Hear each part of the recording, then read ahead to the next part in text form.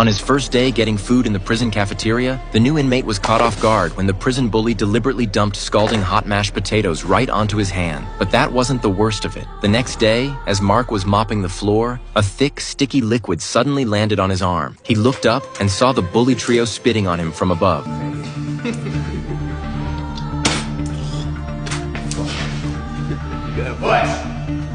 Just as Mark was about to snap, a passing guard noticed he had stopped working and immediately barked at him to get back to cleaning. Left with no choice, Mark swallowed his anger and kept his head down, but the bullying only escalated. The bully, backed by his two cronies, cornered another new inmate named Ryan while he was on duty. They didn't just intimidate him, they had their eyes on his boots.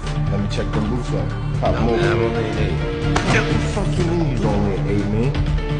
You fucking lying, my boy? They don't look like a fucking 8 to me, man. Outnumbered and outmatched, Ryan had no choice but to hand over his boots. The bully swapped them with his own beat-up pair and walked off, all while Mark watched from a corner. Mark had hoped that this kind of bullying would stay petty and low-level, so he chose not to retaliate. But that night, the bully and his goons attacked him in his sleep and beat him badly. The next morning, when the guard came to wake everyone up, he saw Mark's swollen face and asked what had happened. But in prison, going to the guards is seen as weakness, so Mark insisted he'd just fallen and hurt himself. The unit leader saw through the lie and, wanting to teach him a lesson, threw Mark into solitary confinement for a day. Meanwhile, the bully approached Ryan again, acting friendly and offering him some contraband as a makeup gift for taking his boots. Ryan, too trusting for his own good, accepted. But after just 2 puffs, he collapsed, completely drained of strength. With Ryan barely conscious, the bully and his crew went through his stuff, found photos of his family, and spent the next half hour hurling the vilest insults at his mother while he lay there, helpless. They only stopped once they were too exhausted to continue. Eventually regaining a bit of strength, Ryan crawled out of his cell to find help. Thankfully,